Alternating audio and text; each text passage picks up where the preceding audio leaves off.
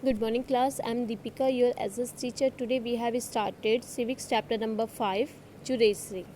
In this chapter we have discussed the Indian judiciary system. A glance at the newspaper provide you a glimpse of the range of work done by the court in this country. यदि आप daily newspaper पढ़ते हैं तो उसमें आप देख सकते हैं कि डेली न्यूज़पेपर में कोर्ट से रिलेटेड जो इन्फॉर्मेशन आती है या न्यूज़ आती है उसमें हमें पता चल जाता है कि हमारे देश की जो कोर्ट है वो क्या क्या काम करती है, किन किन क्षेत्रों में काम करती है। यहाँ पर एक आपसे क्वेश्चन भी डिस्कस किया गया है, but can you think of why we need this code, कि आपको क्या लगता है कि हमारे देश में कोड की नीड क्यों होती है। As you have read in unit 2, जो आप यूनिट 2 में भी ऑलरेडी रीड कर चुके हो। In India we have the rule of law, Bharat में ये रूल लॉ का एक रूल है। बट इज़ दिस मीन, अब इसका मतलब क्या है, इसे पढ़ लेते हैं। Is that means law apply equally to all person. It means, इसका मतलब है कि जो लॉ है या कानून बनाया जाता है वो इक्वली बराबर से सभी पर्सन के ऊपर बराबर से अप्लाई किया जाता है। That a certain set of fixed procedures need to be followed when a law is violent। और इसके साथ ही जो ये लॉ है वो सभी लोगों के ऊपर, चाहे वो देश का प्रधानमंत्री है, राष्ट्रपति है, या एक आम इंसान है, रिच पुअर कोई भी है, उस सभी के ऊपर बराबर इक्वली उसको अप्लाई किया जाता है। और इन सारे अप्लाई के लिए सभी के ऊपर एक फिक्स प्रोसीजर होता है। यदि किसी पर्सन का कोई भी लॉ है उसको वॉलेट किया गया है, उसको तोड़ा गया है, तो उसके लिए एक फिक्स प्रोसीजर के थ्रू जो है वो स्टेप उठाया जाता है to enforce this rule of law, जिसे रूल ऑफ लॉ कहा जाता है। We have a judiciary system, हमारे पास एक जुडिशरी सिस्टम है जो कि that consist of the mechanism of court.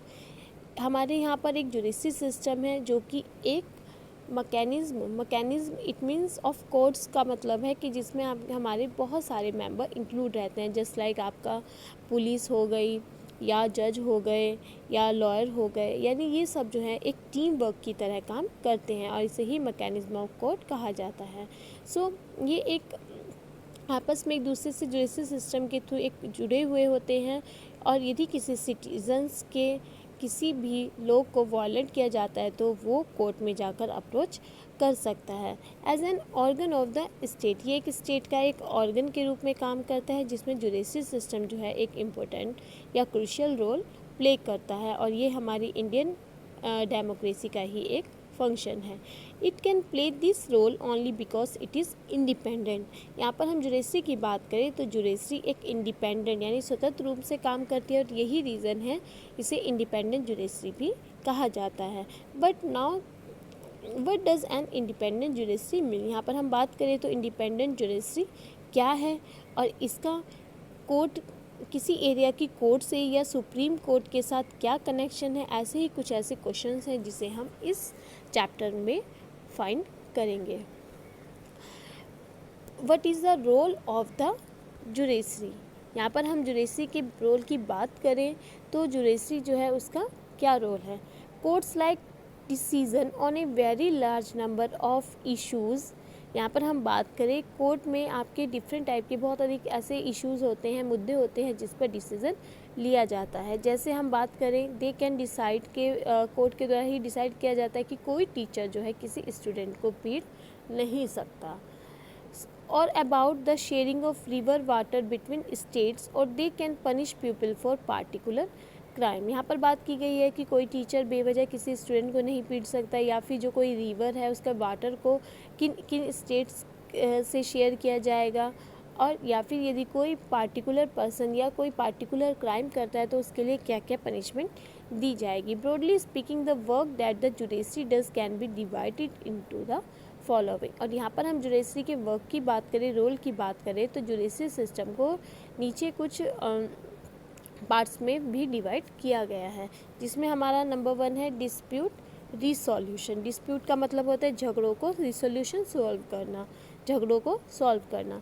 The judiciary system provide a mechanism for resolving disputes. यहाँ पर हम बात करें जो जुडिशरी सिस्टम है वो मैकेनिज्म एक मैकेनिज्म जैसे भी आपको बताया था कि एक प्रोसीजर के थ्रू, कुछ मेंबर्स के थ्रू जो है वो झगड़ों को सॉल्व करते हैं। आप किन के बीच झगड़ों को सॉल्व करते हैं? ये बिटवीन सिटीजन्स के बीच के, या सिटीज़न और गवर्नमेंट के बीच में, या फिर आपका टू स्टेट गवर्नमेंट के बीच में होने वाले, या फिर आपका जो हो गया सेंटर एंड स्टेट गवर्नमेंट के बीच में होने वाले झगड़ों को सॉल्व करता है। कहने का मतलब यह है कि यहाँ पर जुडिशरी सिस्टम जो है वो एक मैकेनिज्म के थ्रू, जिसमें आपके लॉयर हो गए या समथिंग पुलिस हो गई, उनके थ्रू आप मान सकते हैं कि सिटीजन्स के बीच में, या सिटीज़न गवर्नमेंट के बीच में, या गवर्नमेंट टू स्टेट गवर्नमेंट के बीच में, या स्टेट और सेंट्रल गवर्नमेंट के बीच में होने वाले झगड़ों को सॉल्व करता है। सेकंड है आपका judicial review as a final interpreter of the constitution. हम final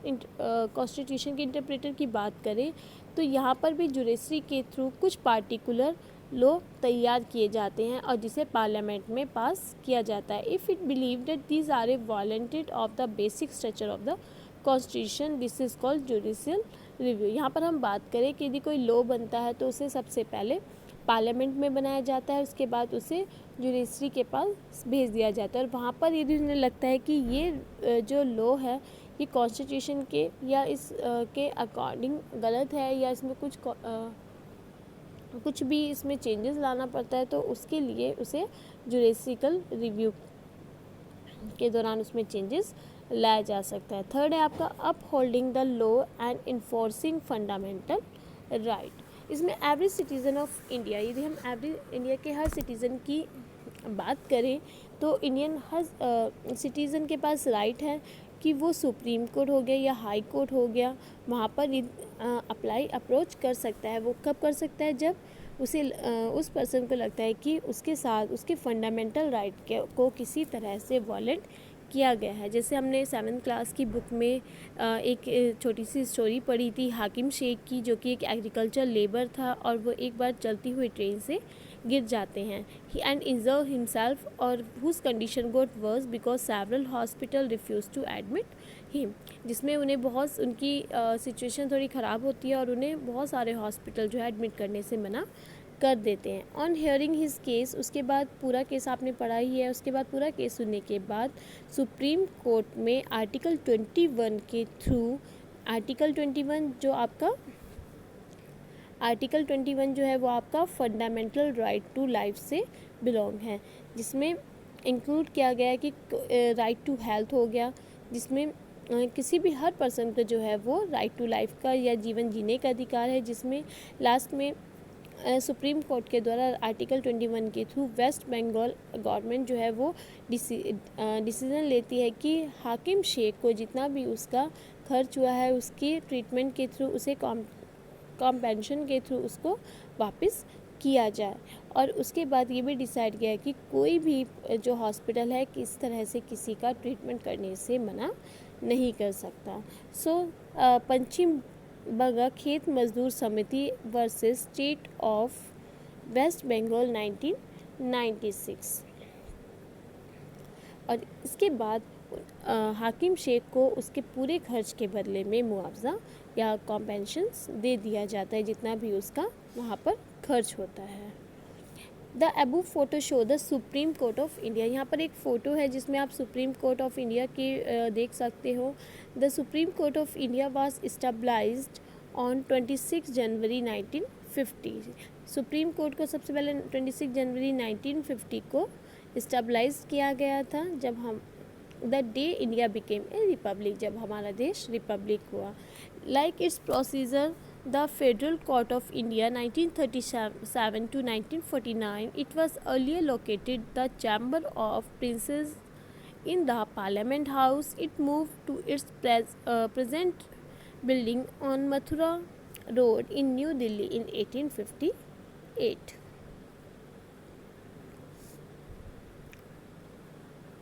What is an independent judiciary? यहाँ पर हम बात करें, अभी हमने पीछे भी डिस्कस किया है कि इंडिपेंडेंट जुडिशरी क्या है।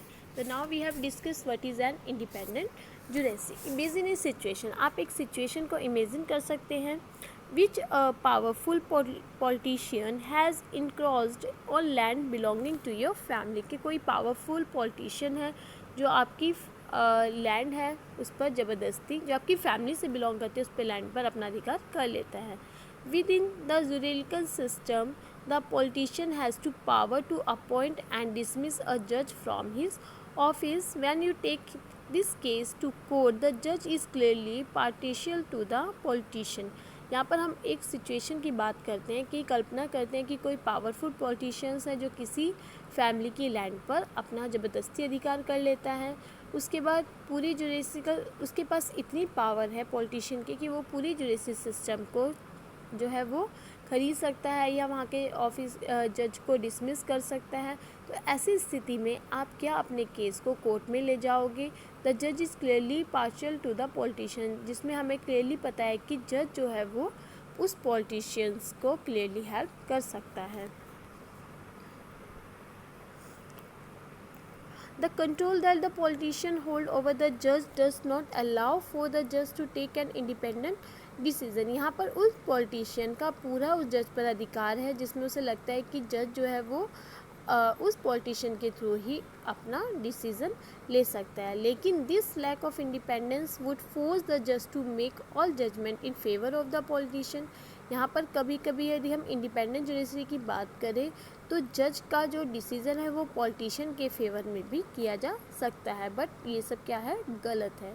Although we often hear of rich and powerful people in India. अक्सर आपने देखा ही होगा कि हमारे यहाँ पर नॉर्मली कहा भी जाता है कि हमारे देश में जो है वो रिच हो गए या पावरफुल पीपल है उनकी बात को ज़्यादा सुना जाता है, but that is wrong thing. The Indian constitution protect against this kind of situation. लेकिन हमारा जो कॉन्स्टिट्यूशंस है, इंडियन कॉन्स्टिट्यूशन है, वो इस टाइप की सिचुएशन को के खिलाफ है, जो क्योंकि ये सभी लोगों को न्यायपालिका या जुडिशरी जो है सभी लोगों को प्रोवाइड कराता है by providing for the independence of the judiciary. और यहाँ पर हम जुडिशरी की बात करें तो जुडिशरी इन सब सिचुएशन से बिल्कुल फ्री होती है। यहाँ पर कोई भी पॉलिटिशियन या रिच या पावरफुल पॉलिटिशियन है वो इस तरह से जुडिशरी सिस्टम के को अपने हाथ में नहीं ले सकता, क्योंकि यहाँ पर तो केवल हमने एक सिचुएशन को ही इमेजिन किया है, लेकिन हमारे जुडिशरी सिस्टम में ऐसा पॉसिबल नहीं है। One aspect of this independence is the separation of power. यहाँ पर हमने केवल इंडिपेंडेंस के केवल एक एस्पेक्ट, इट मीन्स एक पार्ट्स को ही देखा है। This as you read in chapter 1, जिसमें हमने चैप्टर 1 में कॉन्स्टिट्यूशन के की फीचर्स भी पढ़े थे, जिसमें हमने पढ़ा था कि कॉन्स्टिट्यूशन की कुछ अदर ब्रांचेस हैं स्टेट लाइक, जैसे लेजिस्लेचर हो गया, एग्जीक्यूटिव हो गया, एंड थर्ड आपका था जुडिशरी। ठीक है, जिसमें हमने पढ़ा था कि जो आपकी एग्जीक्यूटिव है, लेजिस्लेचर है या एग्जीक्यूटिव है, ठीक है, एक रूल बनाती है, उसको अप्लाई करती है, एंड जुडिशरी जो कि पूरी न्याय व्यवस्था को बनाकर रखती है। The court are not under the government. यहाँ पर हम कोर्ट की बात करें तो कोर्ट जो है वो गवर्नमेंट के अंडर में नहीं होती और ना ही वो गवर्नमेंट के बिहाफ पर वर्क करती है। For the above separation of work well, यहाँ पर हम बात करें तो जो जुडिशरी है या कोर्ट है वो गवर्नमेंट से पूरी तरह से फ्री होती है। It is also crucial that all जज in the high court as well as supreme court are appointed with very little interferes from this other branches of government. यहाँ पर हमने गवर्नमेंट की कुछ ब्रांचेस पढ़ी थी अभी, लेजिस्लेटिव, एग्जीक्यूटिव, ये हो गया आपका लेजिस्लेटिव, एग्जीक्यूटिव हो गया, और थर्ड आपका था जुडिशरी। यदि हम यहाँ पर बात करते हैं तो जो हमारे हाई कोर्ट के जज हो गए या सुप्रीम कोर्ट के जो जजेस हो गए, उन्हें विदाउट किसी इंटरफेयर, गवर्नमेंट के इंटरफेयर के या फिर गवर्नमेंट की जो ये जो तीनों ब्रांच है इनके विदाउट इंटरफेयर्स के अपॉइंट किया जाता है। Once appointed to this office it is also very difficult to remove a जज। यहाँ पर हम बात करें कि यदि एक बार इनके जज को अपॉइंट कर दिया जाता है तो उनको हटाना बहुत ही ज़्यादा टिपिकल हो जाता है। It is the independence of the judiciary that allow the court to play a central role in ensuring that there is no misuse of power by the legislature and the executive.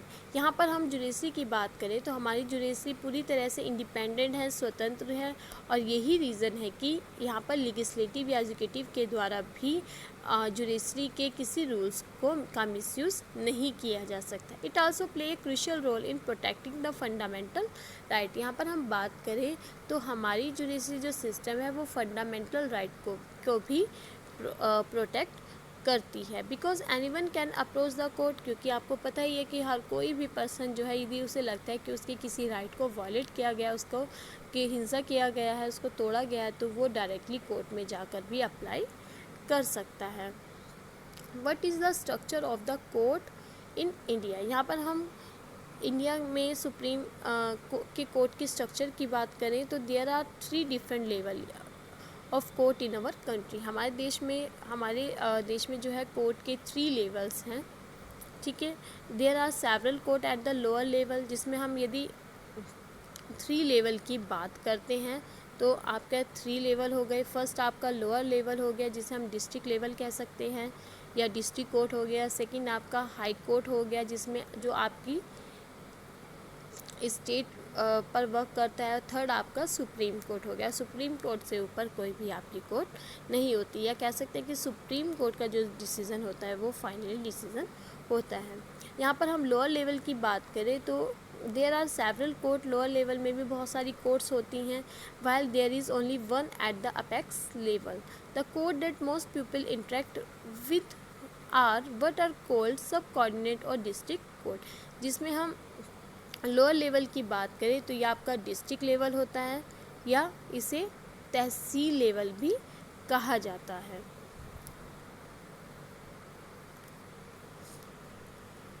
और इन towns they hear many kind of cases. और आपके district या तहसील level में भी आपके different type के cases को सुना जाता है। Each state is divide into district. यदि हम स्टेट की बात करें तो स्टेट जो है वो बहुत सारे डिस्ट्रिक्ट में डिवाइड की जाती है और हर डिस्ट्रिक्ट में एक डिस्ट्रिक्ट कोर्ट होता है और उसका एक डिस्ट्रिक्ट जज भी अपॉइंट किया जाता है। Each state has a high court. और ऐसे ही हर स्टेट का एक हाई कोर्ट होता है which is the highest court of that state. और ये हाई कोर्ट जो होता है वो पूरी स्टेट का सबसे हाईएस्ट कोर्ट होता है। As the top is the supreme court. और फाइनली हम बात करें तो सबसे ऊपर सुप्रीम कोर्ट होता है जो कि हमारे यहाँ पर न्यू दिल्ली में लोकेटेड है and is presided over by the chief justice of India, जिसे चीफ जस्टिस के द्वारा प्रेसिडाइड किया जाता है। The decision made by the supreme court are binding on all other courts in India. और जो सुप्रीम कोर्ट का ऑर्डर होता है वो फाइनली होता है जिसे अदर कोर्ट को भी मानना पड़ता है। यानी फाइनली सुप्रीम कोर्ट के ऑर्डर को चेंज नहीं किया जा सकता या उसके ऊपर जो है किसी भी तरह से अप्लाई नहीं किया जा सकता। हम यहाँ पर बात करते हैं सबसे पहले डिस्ट्रिक्ट लेवल। डिस्ट्रिक्ट लेवल में आप अप्लाई कर सकते हो। यदि आप उसके रिज़ल्ट से या उसके डिसीज़न से सेटिस्फाई नहीं हो तो आप हाई कोर्ट जा सकते हो। हाई कोर्ट के बाद आप सुप्रीम कोर्ट भी अप्लाई कर सकते हो, लेकिन फाइनली आपको सुप्रीम कोर्ट के डिसीज़न को ही मानना पड़ता है। Are these different level of court connected to each other. यहाँ पर हम जो डिफरेंट लेवल के कोर्ट की बात करें तो ये एक दूसरे से क्या जुड़े हुए होते हैं? यस, दे आर बिल्कुल। In India we have an integrated judicial system meaning that the decision made by the higher court are binding on the lower court. ऐसा ही है यहाँ पर कि सब एक दूसरे से जुड़े हुए होते हैं। यदि हम हाई कोर्ट की बात करें कि हाई कोर्ट का जो डिसीज़न होता है या जो भी हाई कोर्ट में डिसीज़न लिया जाता है उसे लोअर कोर्ट को मानना पड़ता है। सेम ऐसे ही another way to understand this integration is through the applied system that exit in India. और सेम ऐसे ही यदि सुप्रीम कोर्ट का डिसीज़न है तो उसे भी हाई कोर्ट को मानना पड़ता है। This means that a person can appeal to a higher court. यदि हम बात करें कि एक पर्सन हाई कोर्ट में अप्लाई कर सकता है, लेकिन इफ़ दे बिलीव, यदि उसे विश्वास हो that the judgement pass by the lower court is not just, लेकिन वो तब अप्लाई कर सकता है हाई कोर्ट में जब उसे लोअर कोर्ट के जजमेंट पर या उसके जो जजमेंट पर ट्रस्ट नहीं होता या वो उससे सेटिस्फाई नहीं होता। उसके बाद एक प्रोसीजर के थ्रू वो अपने केस को हाई कोर्ट में भी डाल सकता है। Let us understand what we mean by the applied system by tracking a case state Delhi administration as Lakshman Kumar and other। 1985 का इसमें एक केस है from the lower court to the supreme court, जिसमें ये case था जो कि lower court से उसे सुप्रीम कोर्ट में भेजा गया था इन फरवरी 1980। ये फरवरी 1980 का केस है जिसमें लक्ष्मण कुमार है जो कि जिनकी शादी जो है वो 20 ईयर ओल्ड सुधा गोयल से की जाती है और वो दिल्ली के फ्लैट में अपने हस्बैंड और उनके भाई और उनकी पूरी फैमिली के साथ रहती है। On 2 December 1980 Sudha died in hospital due to burn. 2 दिसंबर 1980 को सुधा को दिल्ली के एक हॉस्पिटल में उसकी डेथ हो जाती है जलने की वजह से। हर फैमिली फाइल्ड ए केस, उसकी जो फैमिली है, सुधा की फैमिली है, जो वो कोर्ट में केस डालती है। When this case was heard in the trial court. सबसे पहले यदि हम, आपको पता ही होगा कि सबसे पहले यदि आप कोई कोर्ट अप्लाई करते हैं तो उसके लिए ट्रायल कोर्ट किया जाता है। तो वैसे ही सबसे पहले जो है ट्रायल कोर्ट में इस केस को सुना जाता है, जिसमें 4 ऑफ हर नेबर्स, जिसमें उनके 4 जो नेबर्स हैं, लक्ष्मण कुमार के जो नेबर्स हैं, वो 4 जो विटनेस के तौर पर वहाँ पर आते हैं। They stated that on the night of December, जिसमें वो बताते हैं कि 1 दिसंबर की नाइट को क्या हुआ था। दे हैड हियर्ड, उन्होंने कहा कि उन्होंने सुधा की चिल्लाने की आवाज़ सुनी थी। And who had force their way into Laxman flat, उन्होंने लक्ष्मण के फ्लैट पर सुधा के चिल्लाने की आवाज़ सुनी। There they saw Sudha standing with her sari in flame, उन्होंने वहाँ पर देखा कि सुधा की जो साड़ी है वो उसमें आग की लपटें निकल रही हैं। They excuse the fire by wrapping Sudha in a gunny bag, जिसमें सुधा जो है आग की लपटों में लगातार झुलस रही है और उसके ऊपर जो है वो गनी बैग या ब्लैंकेट से उसे बुझाने का प्रयास किया जा रहा है। सुधा टोल्ड डैम, जिसमें सुधा के द्वारा बताया गया हर मदर इन लॉ, उनकी जो मदर इन लॉ है शकुंतला ने उनके ऊपर केरोसिन ऑयल डाला। एंड डैट हर हस्बैंड, और उनके हस्बैंड के द्वारा लाइट द फायर, आग को लगा दिया गया। During the trial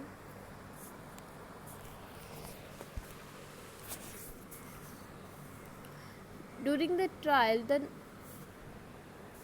members of Sudha family and neighbors stated that Sudha had been subjected to torture by her in-laws and they were demanding more cash, जिसमें उसकी फैमिली के द्वारा बताया गया था और नेबर्स ने भी बताया था कि सुधा को लगातार उनके इन-लॉज के द्वारा टॉर्चर किया जा रहा था और उनसे कुछ कैश, स्कूटर और फ्रिज की डिमांड की जा रही थी जब उनके फर्स्ट चाइल्ड का बर्थ हुआ था। As the part of their defence, और उसके बचाव में लक्ष्मण और उसकी फैमिली ने कहा कि सुधा की जो साड़ी है वो एक्सीडेंटली उसमें आग लग गई जब वो दूध गर्म कर रही थी।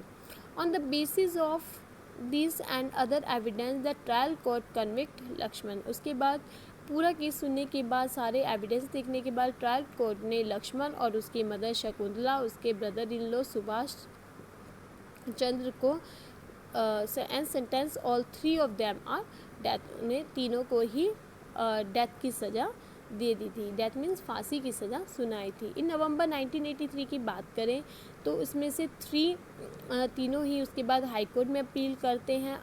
ट्रायल कोर्ट के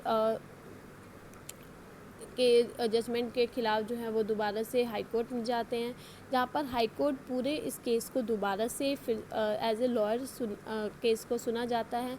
ही decided that Sudha had died due to an accidental fire, जिसमें पूरे केस को सुनने के बाद डिसाइड किया जाता है कि सुधा की जो डेथ हुई थी वो एक एक्सीडेंटली फायर कैच करने से हुई थी जब वो केरोसिन स्टोव पर काम कर रही थी, जिसमें लक्ष्मण, शकुंतला और उसके भाई सुभाष चंद्र को छोड़ दिया जाता है।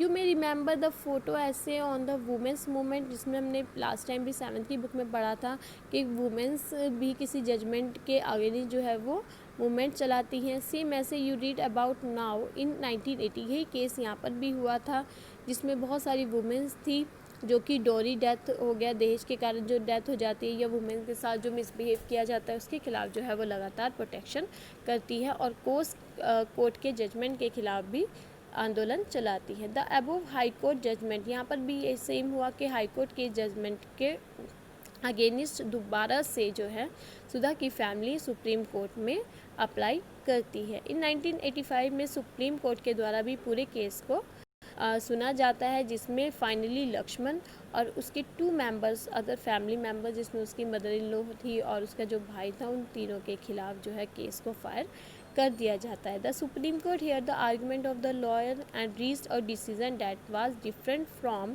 That of the high court, जिसमें जो फाइनली सुप्रीम कोर्ट के लॉयर के द्वारा आर्गुमेंट के थ्रू पूरे केस को सुना जाता है और जजमेंट लिया जाता है जो कि हाई कोर्ट से डिफरेंट होता है। दे फाउंड लक्ष्मण वो पाते हैं कि जो लक्ष्मण है जो उसके और उसकी जो मदर है वो ही गिल्टी है, and educated the brother in law Subhash, और उसके भाई के द्वारा ही उसे सुधा को मारने में उसकी मदद की जाती है, because they did not have enough evidence against him. लेकिन इसके बाद लक्ष्मण और उसकी मदर को गिल्टी अपराधी घोषित किया जाता है, लेकिन उसके ब्रदर इन लॉ के खिलाफ सही एविडेंस नहीं होते हैं।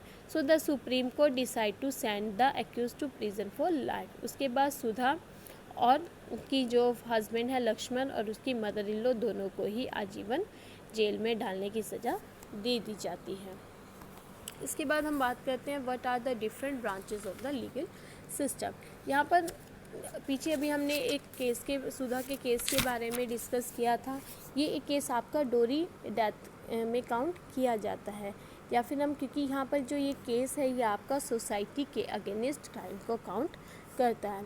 Is a violation of criminal law. यहाँ पर ये एक क्रिमिनल लॉ के अगेंस्ट है। In additional to criminal law the legal system also deals with civil law cases. ऐसे ही हमारे केसेस की बात करें तो ये 2 टाइप्स के होते हैं। फर्स्टली आपका क्रिमिनल लॉ होता है, एक सिविल लॉ होता है। Now we have discuss what is the difference between criminal law and civil law. यहाँ पर हम सबसे पहले क्रिमिनल लॉ की बात करें तो deals with conduct or act that the law defines as offence. For example यहाँ पर हम क्रिमिनल लॉ की बात करें जो आपके मेनली बड़ी चोरी हो गई, थेफ्ट हो गई, या हरेसिंग अ वुमेन, या वुमेन के साथ किसी प्रकार का मिसबिहेव किया जाता है, या बहुत अधिक डोरी के कारण, जैसे अभी सुधा के केस में हुआ कि डोरी के कारण उसको मार दिया जाता है, मर्डर कर दिया जाता है, तो ये आपके क्रिमिनल लॉ में काउंट किया जाता है।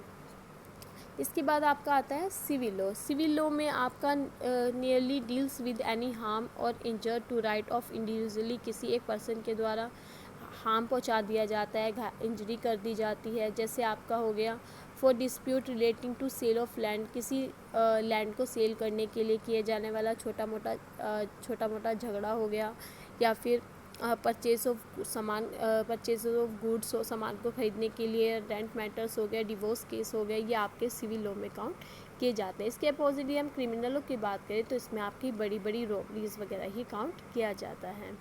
इसके बाद it usually begin with the loading FN first information report FIR with the police who investigate the crime after which a case is filled in the court. इसमें क्रिमिनल लॉ में सबसे पहले जब उस क्राइम की रिपोर्ट पुलिस में भेजी जाती है तो उसके लिए सबसे पहले FIR फर्स्ट इंफॉर्मेशन रिपोर्ट को पुलिस के थ्रू काउंट करवानी पड़ती है, लिखवानी पड़ती है। उसके बाद पुलिस के द्वारा पूरे केस को इन्वेस्टिगेट किया जाता है और उसके बाद ही इस केस को कोर्ट में भेज दिया जाता है। एंड सेम सिविल लॉ की बात करें तो इसमें a petition has to be filed before the relevant court by the affected party only. इसमें जो अफेक्टेड पार्टी होती है उसके द्वारा डायरेक्टली कोर्ट में भेजा जा सकता है, उसे भेज दिया जाता है। इसमें FIR की रिक्वायरमेंट नहीं होती है। Third criminal law it found guilty. इसमें यदि अपराधी को अपराधी घोषित मिल जाता है या अपराधी मिल जाता है या उसको अपराध घोषित कर दिया जाता है तो उसे डायरेक्टली जेल में भेज दिया जाता है और या फिर उसे फाइन भी पे करना होता है। बट सिविल लॉ में the gives the specific relief ask for. इसमें उसे कुछ समय तक केवल कह सकते हैं कि कुछ समय तक उसे केवल कुछ पैसे वैसे देने पड़ते हैं। फॉर इंस्टेंस हम यहाँ एग्जांपल बात करें in case between the landlord, यदि हम एक लैंडलॉर्ड की बात करें या उसका जो टेनेंट्स हैं उसके यदि वो इस केस के रिलेटेड सिविल लॉ के अंतर्गत जाते हैं तो वहाँ पर वो केवल फाइन देकर ही छूट सकते हैं। तो this is the difference between criminal law and civil law. So students today so this is enough for today. So we have the next topic, does everyone have access to the court, in your next video. Thank you.